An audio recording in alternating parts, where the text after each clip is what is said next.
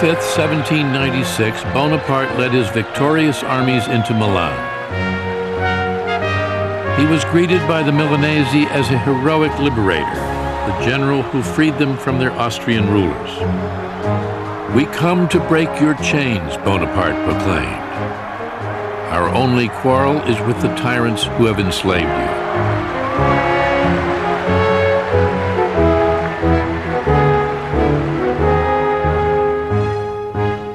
He was more than a general now. He had made himself the head of a provisional Italian government. With an exalted sense of his own destiny, he was determined to follow his star to the heights of power. Great men become great because they have been able to master luck, Bonaparte said. What the vulgar call luck is a characteristic of genius.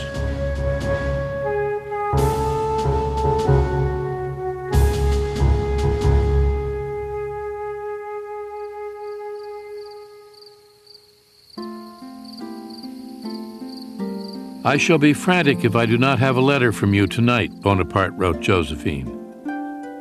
Bonaparte desperately wanted his wife to join him in Italy, but Josephine refused to leave Paris.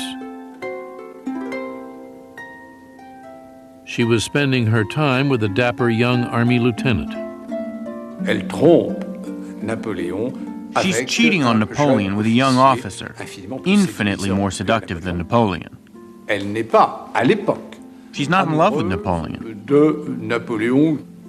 Elle a peur de s'ennuyer en Italie. She's afraid she'll be bored in Italy, because in Paris it's a life of parties, a life of luxury. Finally, after weeks of Bonaparte's pleading letters, Josephine left Paris for Italy. She wept, wrote one witness, as though she were going to a torture chamber.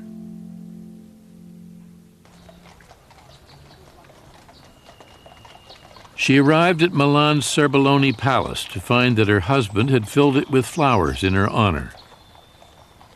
There they spent the third night of their married life together. After 48 hours, Bonaparte went back to doing what he did best, making war. The Austrian army with fresh reinforcements was still a threat.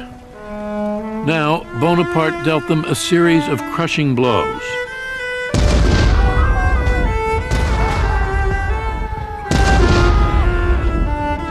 Finishing them off in January 1797 in a three-day battle at Rivoli, 60 miles west of Venice.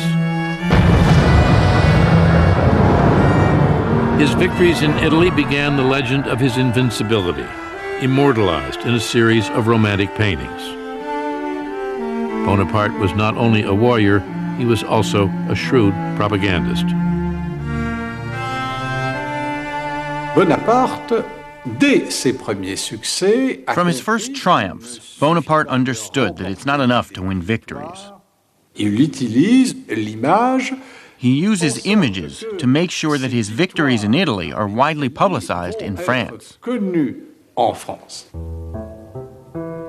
Il a très bien compris He understood that art is also a means of propaganda.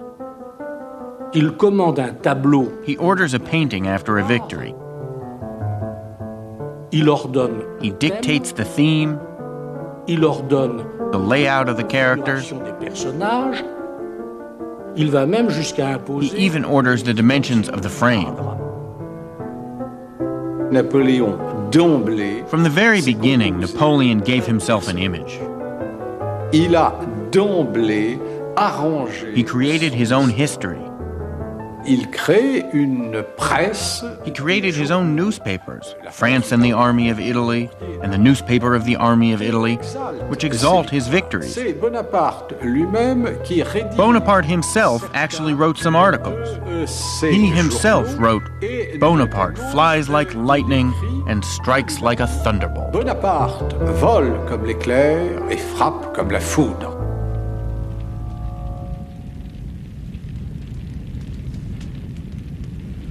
While Bonaparte's fame grew in France, he was wearing out his welcome in Italy.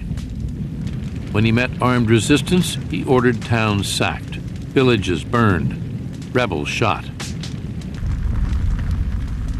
Many Italians now began doubting the general, who said he fought in the name of liberty, but was sending convoys of gold and silver back to his government in France, along with some of the great treasures of Italian art. Works by Michelangelo, Titian, Raphael, the 4 ancient bronze horses from St. Mark's Basilica in Venice, all would soon find a home in a new museum in Paris that would one day be called the Louvre. While he ruled in Italy, Bonaparte never stopped chasing Austrians. Just 2 months after his victory at Rivoli, he had driven them from northern Italy, crossed the Alps into Austria itself, and by April 7, 1797, was within 75 miles of Vienna. Stunned by the advancing French armies, the Austrian emperor sued for peace.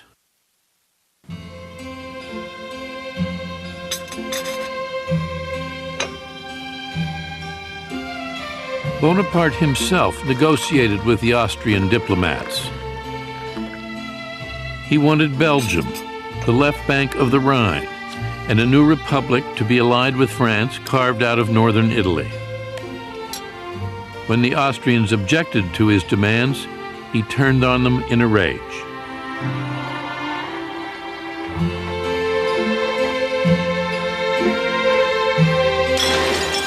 He flung to the ground a treasured porcelain tea service. "This is what will happen to your empire," he shouted. "Your empire is nothing but an old maidservant, accustomed to being raped by everyone." Bonaparte, the Austrian delegation reported to Vienna, had behaved like a madman. There are a lot of legends about this. Napoleon was hot-tempered, sometimes with violent physical reactions. And when the negotiations dragged on too long, Napoleon became agitated, started pacing back and forth, smacked into a small table, and overturned a tea service. Whether by rage, insult, or shrewd diplomacy, Bonaparte got what he wanted, and he had dictated the terms of the treaty himself, without instructions from the government in Paris. He saw that his intelligence, his abilities, were more than just military. He had become not only a great general, but also possibly a future statesman, and everybody realizes it, not only in Italy, but in France.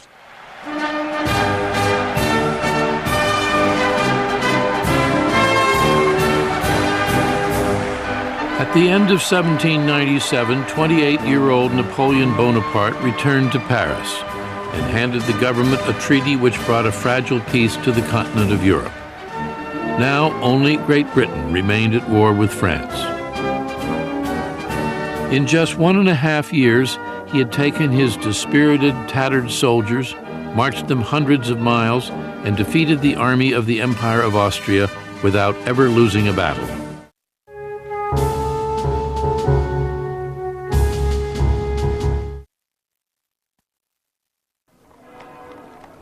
The French were hungry for a hero, someone who could put an end to the political chaos into which the revolution had descended.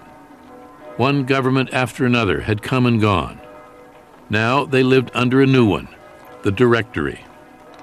The Directory was an unstable, fragile parliamentary government that commanded no confidence. All of France turned toward Bonaparte, wondering what he would do next. "What I have done up to now is nothing," he said privately. "I am only at the beginning of the course I must run. I can no longer obey. I have tasted command, and I cannot give it up." While Bonaparte waited for the right moment to seize power, he set his sights on new glories in the exotic East. He eluded a British fleet, and on July 1st, 1798, landed with 35,000 soldiers in Egypt. France was still at war with Great Britain, and Bonaparte hoped to disrupt British trade routes to India.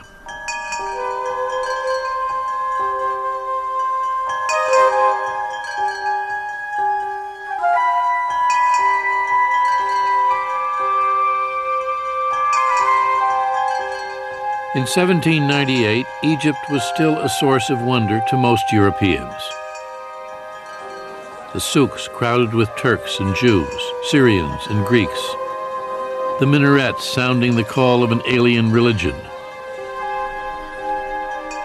The Sphinx with its broken nose buried in the sand up to its neck. Bonaparte finds himself in a country of legends, myths, and a great history. But it was really madness on his part, because all of the military calculations at the time held that it was impossible for a European army to conquer the East. Bonaparte quickly captured Alexandria, and then on July 3rd, led his soldiers across the desert toward Cairo, and a looming battle.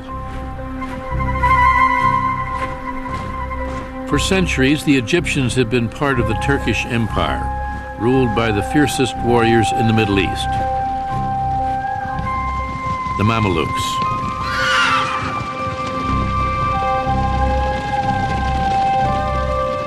Remarkable for their courage, pride, and cruelty, the Mamelukes waited fearlessly for the French armies. One Mameluke prince called them donkey boys. The Mamelukes charged the cannon with their sabers and their horses, with arms from the Middle Ages. It was a meeting between the Europe of the future and the Egypt of the past. Napoleon just organized his army into 5 gigantic squares. These are men kneeling and standing and firing, so you got a continual rolling fire. The Mamelukes rode around the squares and were shot at by that square and by this square.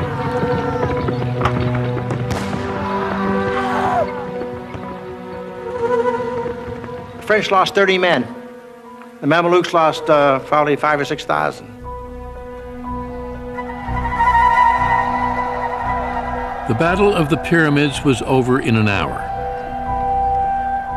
3 days later, Bonaparte led his army into Cairo. I was full of dreams, he said. I saw myself founding a new religion, marching into Asia riding an elephant, a turban on my head, and in my hand the new Quran.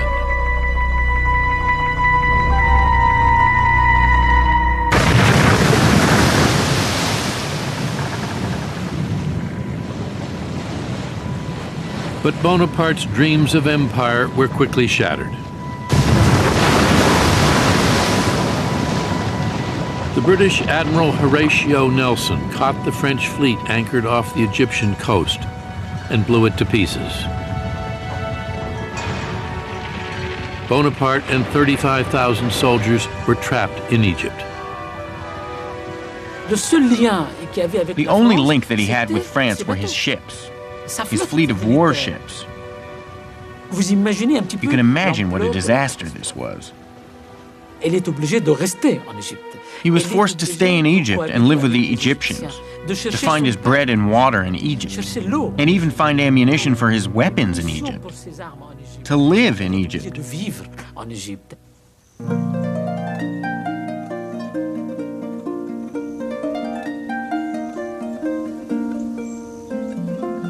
While Bonaparte was marooned in Egypt, his wife was buying a new home.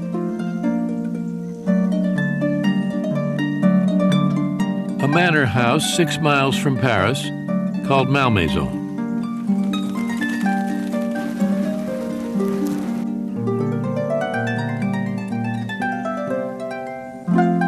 There, Josephine enjoyed over 300 acres of gardens, woods, and fields, and the companionship of her lover.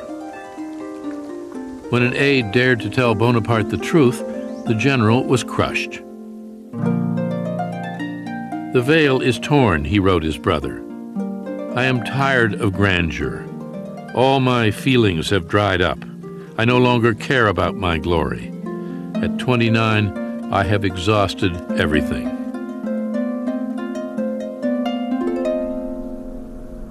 Furious, he took the wife of one of his officers for a mistress.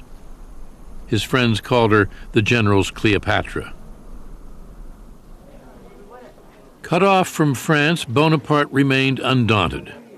Installed in a palace in Cairo, he imagined himself an Eastern potentate, following in the footsteps of Alexander the Great. He came to Egypt at the head of an army, and suddenly he found himself at the head of a nation. And it's not just any nation, it's Egypt.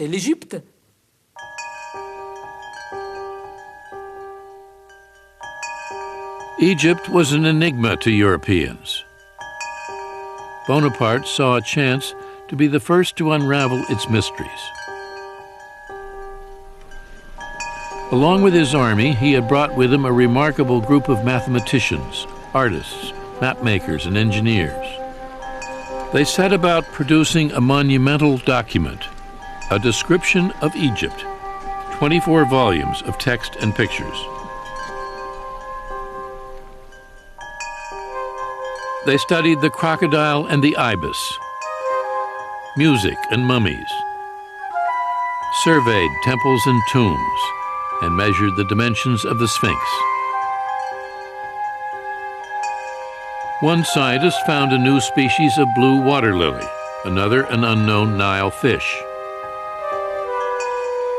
The most dramatic discovery of all was a big black stone with some puzzling inscriptions. The Rosetta Stone would prove to be the key to deciphering Egyptian hieroglyphics. The monumental volumes that were published by the scientists that went along with Napoleon to Egypt laid the foundation for this study of Egyptology today. The true conquests, Bonaparte wrote, the only ones that leave no regret, are those that have been wrested from ignorance.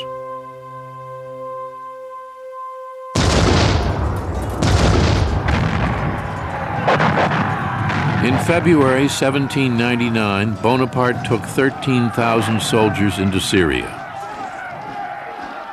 The Sultan of Turkey had declared war on the French infidels, and Bonaparte went on the offensive. After a quick victory at Jaffa, he assaulted Accra, where he was forced to lay siege to the well-fortified city. Attack after attack failed, claiming the lives of hundreds of French soldiers. Hundreds more were struck down by the bubonic plague.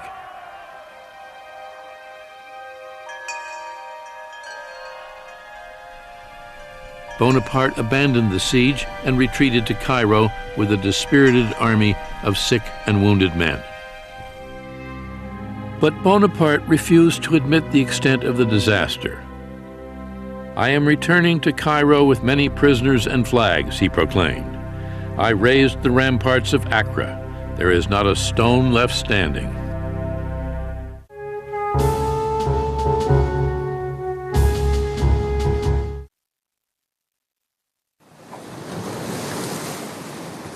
On August 23, 1799, Bonaparte secretly set sail for home, abandoning more than 30,000 soldiers with little more than an apologetic message.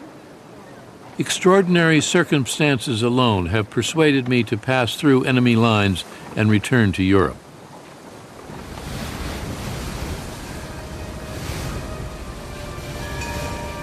France was once again at war with Austria, Britain, and Russia. Civil war continued to tear the country apart. The government in Paris was in disarray. Already there were rumors of an impending coup. Bonaparte dreamed of rescuing France, but feared he had not moved fast enough. "All great events hang by a hair," he told an aide. "I believe in luck, but the wise man neglects nothing which helps his destiny."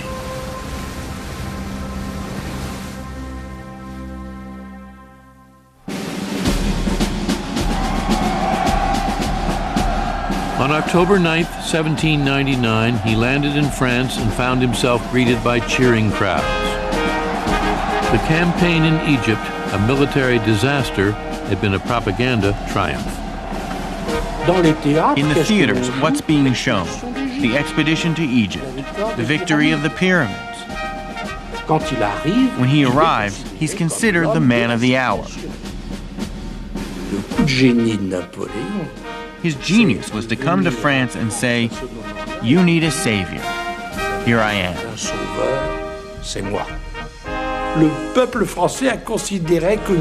The French people believed that Napoleon was destined to do great things. In all the engravings of the period, you see the two frigates which brought Napoleon from Egypt.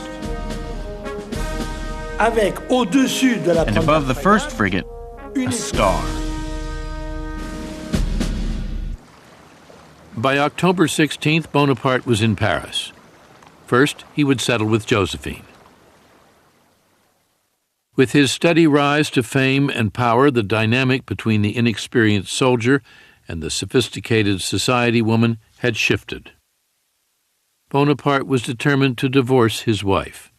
He returned home, locked himself in his room, and refused even to see her. "I will never forgive her," he said. Never. But Josephine was just as determined to win him back. She climbed the stairs to his room and begged him to let her in. Bonaparte puts his fists in his ears. He refuses to hear her, and she bangs on the door and cries, "I have loved only you." But Bonaparte kept saying, "No, no, no."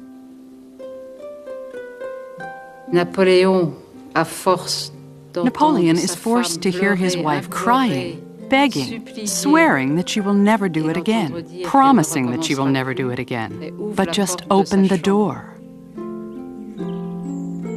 By the time the sun rose, Bonaparte had weakened. The next morning found husband and wife in each other's arms. Josephine would never take a lover again. And while Bonaparte would always insist that he loved her best, he would do as he pleased with other women.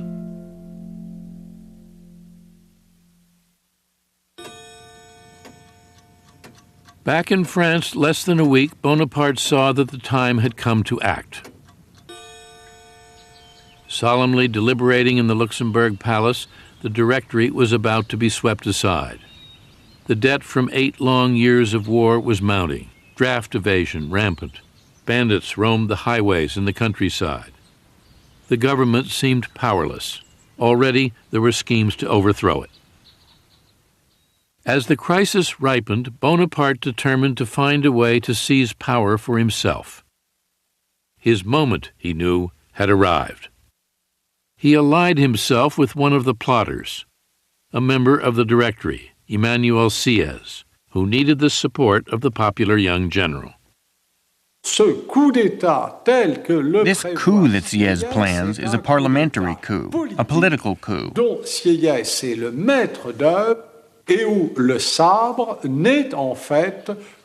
Sieyès is in charge, and force will only be used if something goes wrong. General Bonaparte is only supposed to have a supporting role in this coup.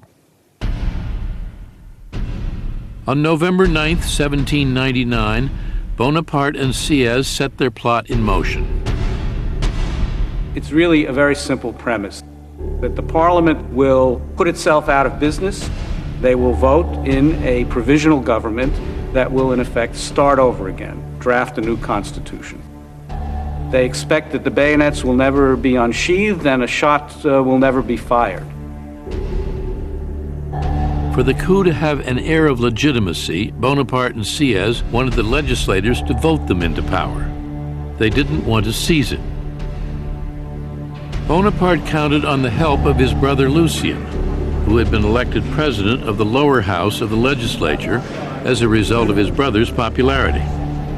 But Lucien was powerless to persuade the council to dissolve the government. They run into real opposition. The opposition insists that every deputy renew his oath of allegiance to the existing constitution, which they do. It takes over 2 hours to do this. Meanwhile, the key plotters waiting outside in the wings, as it were, are getting very agitated, and particularly General Bonaparte, who eventually just loses patience and decides that he must intervene to speed things up. He enters the legislative house. This is strictly against the law. The legislature is barred to any outside military figure. And what he encounters there is genuine rage.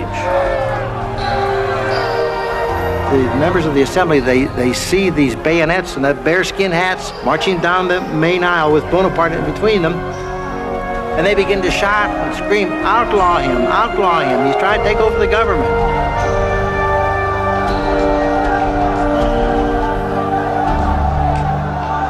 And his brother, Lucien, said, wait a minute, my brother's not trying to take over the government. Calm down.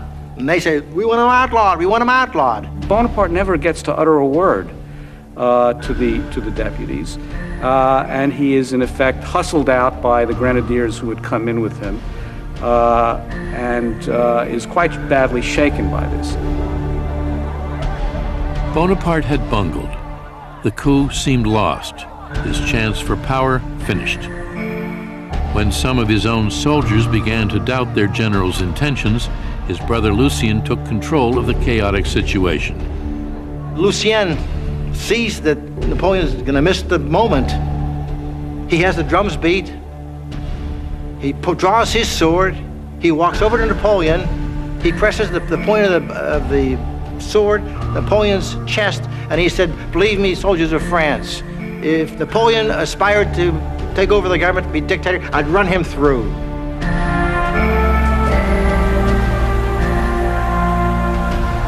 The soldiers stormed the assembly hall. The cowed legislators fled, some jumping unceremoniously out the windows.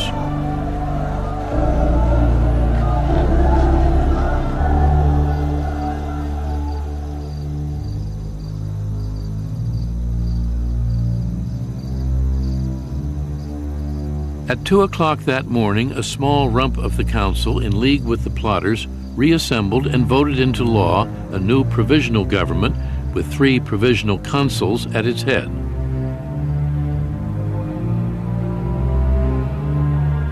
Bonaparte was one of them.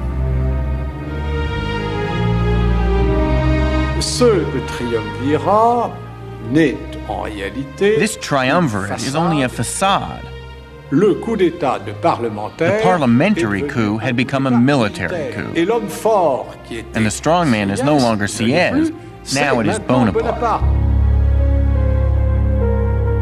Within weeks, Bonaparte outmaneuvered the other consuls, rewrote the Constitution, and made himself head of state under the title First Consul. As the year 1800 began, Napoleon Bonaparte, 30 years old, was the most powerful man in France. The revolution, Bonaparte said, is over. And then he added, I am the revolution.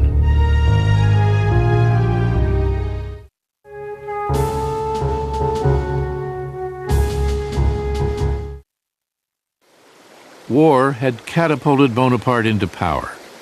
Now, war would help him secure it. France was still fighting Great Britain and Austria. Bonaparte conceived a daring plan to catch the Austrians by surprise. In the spring of 1800, he took his soldiers over the Alps. 40,000 men, field artillery, trekking across treacherous layers of snow and ice through the great St. Bernard Pass. Not since the Carthaginian general Hannibal had an army attempted such an outlandish offensive. It's 10,500 feet high. They dragged their guns in pine trees, they hauled it out like canoes, and they took off across the mountains.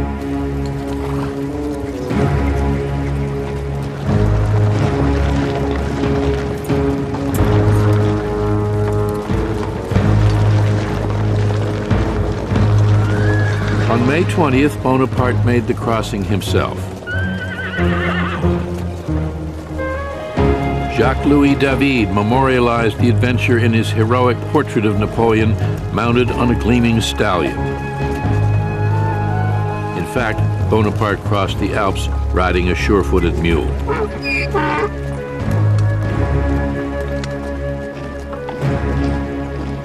It took the general and his army just 6 days. On the morning of June 14th, he faced the Austrians at Marengo, 45 miles from Milan.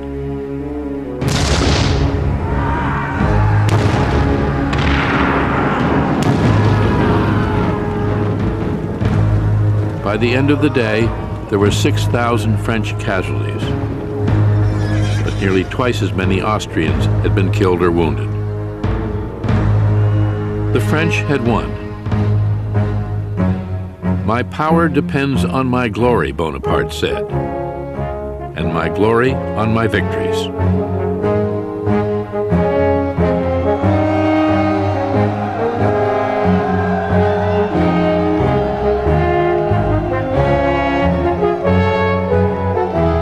Early the next year, the Emperor of Austria ordered a halt to the fighting and signed a treaty with France. Great Britain followed the year after. For the first time in 10 years, all of Europe was at peace. Bonaparte had been in power just 6 months, and the people of France had seen other political regimes which had lasted only a year. They said, well, Bonaparte might not last either.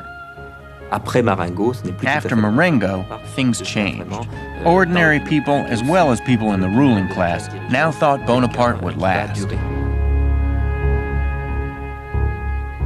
Now Bonaparte moved to consolidate his rule.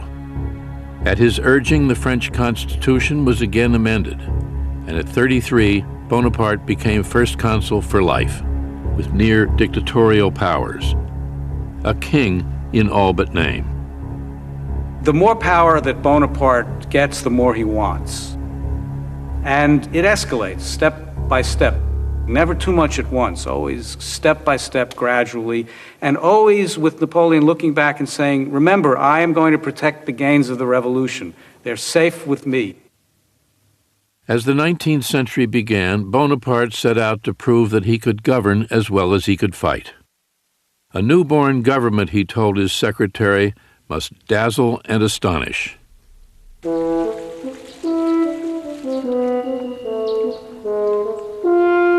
He built new parks, bridges and quays along the Seine, canals, reservoirs, and roads.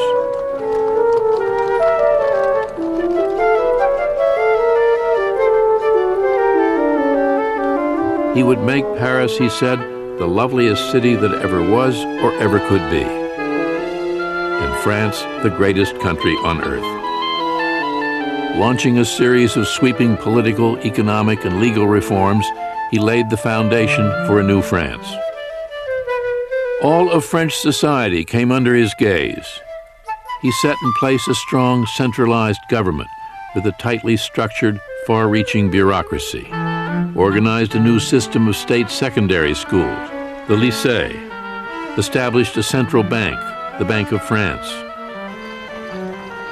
Slowly, the economy revived, and with it, prosperity. All of Europe was in awe. The great artists and thinkers of the day, Goethe, Hegel, Byron, Beethoven, saw in Bonaparte the embodiment of the ideals and hopes of the revolution. He oversaw the codification of a new system of laws, which abolished feudal privileges and established the equality of every man before the law.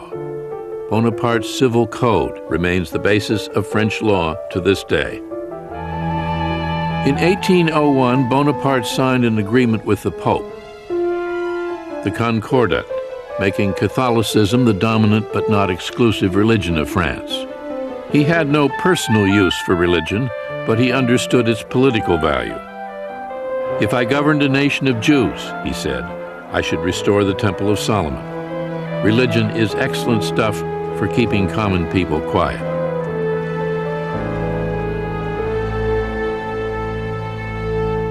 Bonaparte ruled with the carrot and the stick. To reward men of accomplishment, he created a special mark of esteem, the Legion of Honor. "My motto has always been," he said, "a career open to all talents, without distinctions of birth." He believed in equality. A man should have the chance to rise on the basis of his ability, just as he had done. But he had no patience with those who demanded liberty.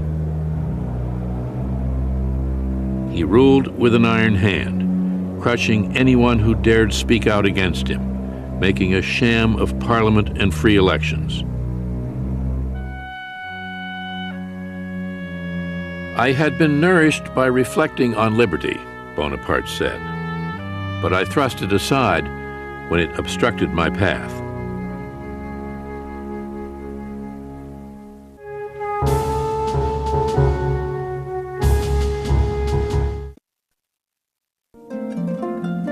While Bonaparte ruled France, Josephine gracefully assumed the role of First Lady.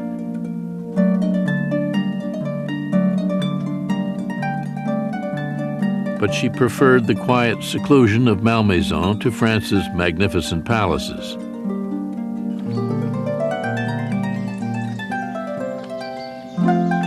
In deference to his wife, Bonaparte made Malmaison his countryside seat of government.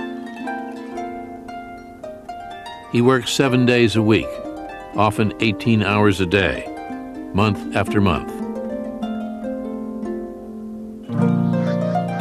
But if it could be said that he ever relaxed, it was at Malmaison with Josephine. In 1803, France was still at peace, and Bonaparte was her absolute master. When he looked across his borders, the only country he had to fear was Great Britain. Britain, with the greatest navy in the world. Britain, immensely rich.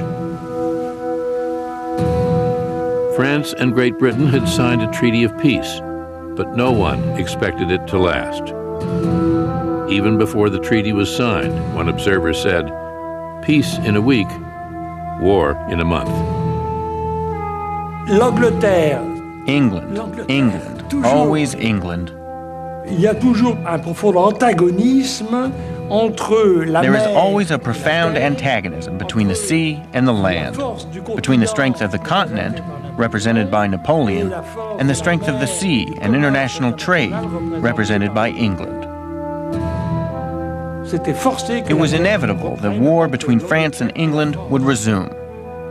The treaty is a misnomer. It's really a truce.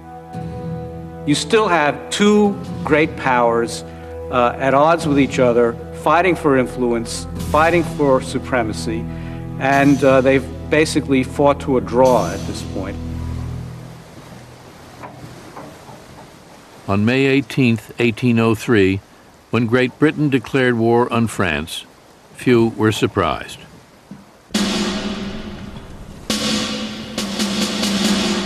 The two armies peered at each other across the English Channel, neither willing to risk battle.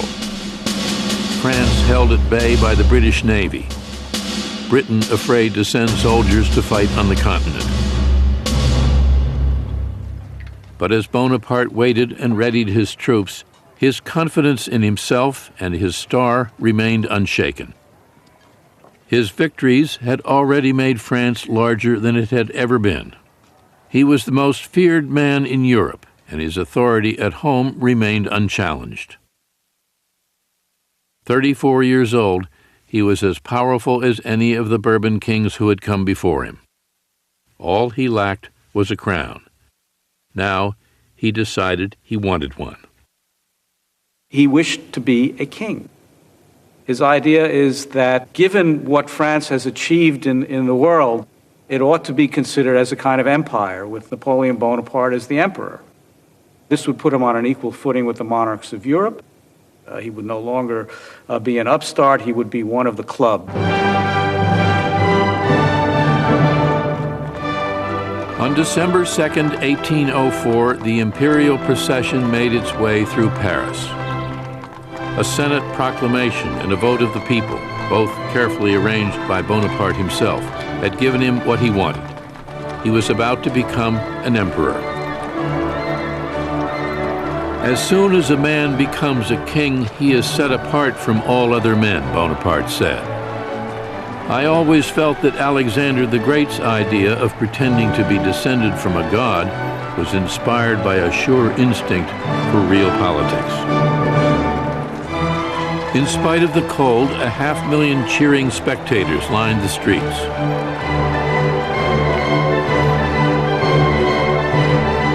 Bonaparte himself had meticulously planned every detail.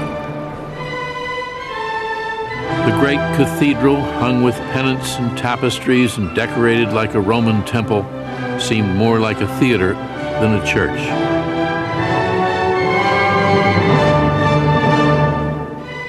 But Bonaparte wanted his elevation to glow with the aura of religion. The Pope had been brought from Italy to sanctify the occasion. Il a le coup de génie de faire venir à Notre-Dame. He has the genius of making the Pope come to Paris, which gives everything a sacred air. C'est Dieu qui indique que désormais It is God who confirms that the changes that took place during the Revolution are forever established.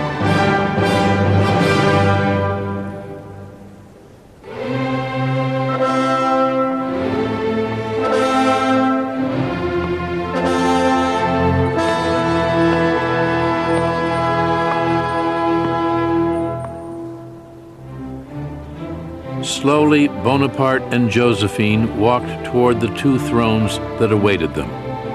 His mantle, adorned with gold and precious jewels and weighing 80 pounds, was supported by his brothers. He looked, one spectator said, like a Caesar on a Roman coin. A little more than 10 years before, the French had beheaded a king. Now, they were crowning an emperor. Born upon the great tide of the French Revolution and the wars that followed in its wake, Bonaparte had turned his genius as a general and a statesman to the domination of France. Soon, he would turn toward the conquest of Europe. Already, he was planning an invasion of Great Britain to make him master of the island nation that dared defy him.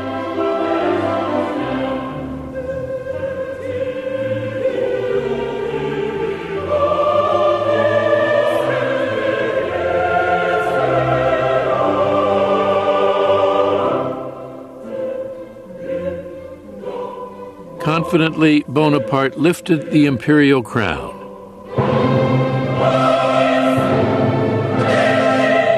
And brought it to rest on his own head. Then he moved toward Josephine and crowned her his empress.